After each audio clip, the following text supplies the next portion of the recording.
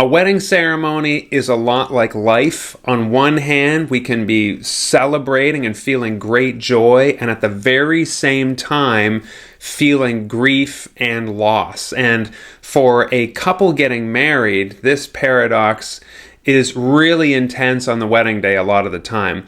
They are celebrating the joy of their wedding day and their union, and at the very same time, that is intensifying the feelings of a lost loved one or someone whose absence is deeply felt on the day.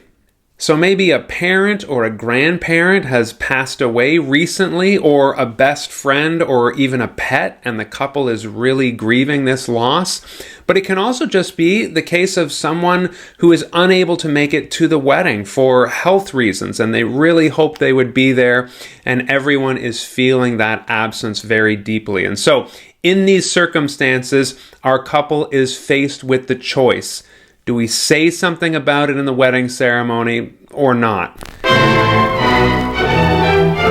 The loss of a loved one or someone who is absent at the wedding ceremony is the kind of circumstance that warrants sometimes, but not always, mentioning it during the ceremony. And that is why, as wedding officiants, we want to expertly guide our couple into deciding whether or not they want to commemorate that loss or mention that absence during the wedding ceremony. And sometimes as wedding officiants, we don't even know how to bring it up to them in a discreet way, because this is a very sensitive and delicate topic sometimes when it applies to a couple who is grieving a very recent loss. And so here's exactly how you can help your couple decide whether they want to bring it up in the wedding ceremony. And then as wedding officiants, I want to help you with exactly what to say in order to commemorate the loss or the grief in a very tasteful way, okay? Let's start with when and how to ask your couple if they are experiencing loss, because as I said, this can be complicated. A few weeks before the wedding day, I like to say 4 to 6 weeks, ideally on a timeline. You might be under a tighter crunch than that. I like to have with the couple what I call the wedding workshop. This is where you sit down with them and you walk them through in a 1-hour planning session everything that can, might, could, will happen in the ceremony. I wrote an entire book about it called Wedding Zero to Ceremony Hero, and this is stage 1 in my course Unboring Wedding Academy, where I walk you through exactly how to do that and the 70 plus questions you need to ask your couple. One of those questions is around asking them whether they've experienced a recent loss. So yes, in the workshop, we've asked them about the processional and the order, and we're going to ask them about the vows and the rings and all those things. But at this point of the discussion, we ask them, have you recently lost a loved one whose absence is going to be strongly felt in the wedding ceremony? Or have you invited someone who is not able to attend because of illness or any other reason who you'd like me to mention in the wedding ceremony? Now, if they say no, I always say that's wonderful to hear and we move on. But if they say yes, then of course my next question is, would you like me to mention them in the wedding ceremony so we commemorate their absence and the fact that they're not there and we'd like them to be?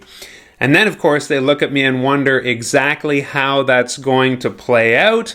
And that leads us to the next part that we need to address. I tell them exactly when I'm going to do this, and I tell them what I'm going to say, and this is the important part for you to know, where in the wedding ceremony script to remember a loved one. The whole art of this is to strike that balance between joy and grief, between celebrating and making it a little bit too morose. And in the same way, bringing this up too early strikes a bit too much of a dark note in the ceremony and dampens some of that joy and celebration. But bringing it up too late in the ceremony means people start to kind of raise their eyebrows and wonder, I can't believe they haven't mentioned the parent or the grandparent. That seems a little bit obtuse, and I can't believe that person was left to be forgotten. Then, of course, you bring it up too late and kind of the damage is done. So the way to strike that perfect balance is to mention and commemorate the person at exactly the right time. And I have found, after hundreds and hundreds of wedding ceremonies, the best place to do that is right after the processional and before you get into your officiant speech and tell the love story. So let me go into a bit more detail about that. The processional happens, the marrier comes down the aisle, joins their other marrier, the couple is standing right in front of you, everyone has been asked to be seated, don't forget that if you're new, and then of course I like to get a cheer. So right off the bat I say, here they are to get married and they are just perfect for each other, can I get an amen? And there's cheer and celebration, the couple laughs, it usually makes for an amazing photo, shakes off some of the nerves after the processional, and then that is the time, right before you go into your speech, to mention the loss of the loved one.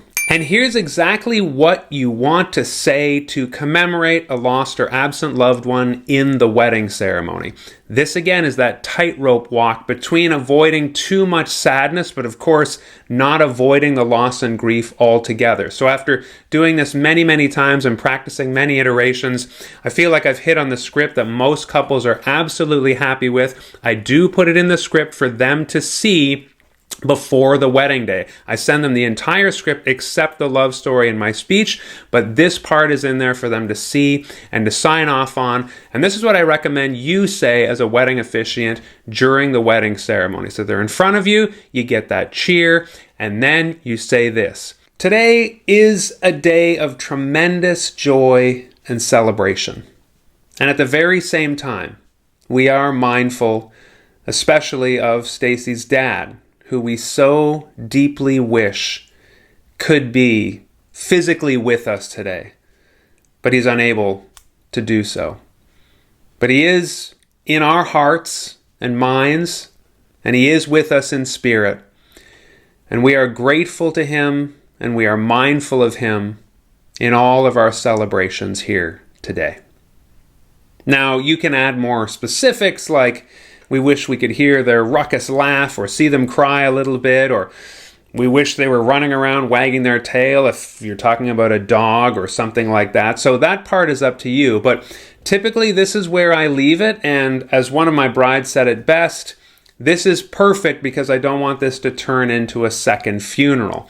And that's that balance, that tightrope walk of saying just enough that everybody can get their grief out and allow it to be felt, but again, also not veer into too much sadness. That said, there may be couples who do not want to bring it up for a couple of reasons, and that's why we need to talk about this.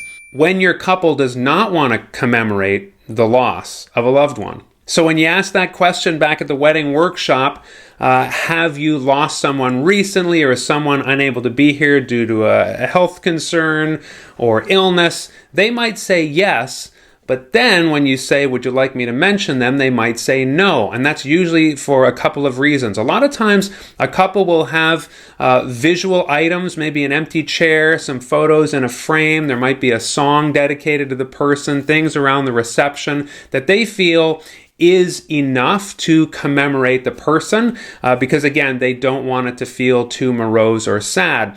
And sometimes that leads to the second reason. They feel like any mention of the person, especially if it's a parent who has been deceased very recently, they feel like it will be too sad and they won't be able to recover from that emotional blow right there in the wedding ceremony. So it is not up to us to impose whether or not something is decent or should be done. We don't need to put that on the couple at all. We just want to, as with everything when we're a wedding officiant, guide them into the best decision for them, make them aware of the options, and then allow them to choose exactly what they want for the wedding ceremony and what's perfect for them. So after you commemorate the loss of the loved one, then you get right back into the love story, and that, of course, is where we laugh, we cry, and the ceremony is one of the most wonderful and unboring things anyone has ever seen. Hopefully that was helpful. Feel free to like this video, drop a comment below. I read everything you send. And of course, check out my course, Unboring Wedding Academy, where you get the full script, the love story cast to write the couple's love story for you, the whole process from A to Z to make sure you are the greatest wedding officiant anyone's ever seen. See you soon.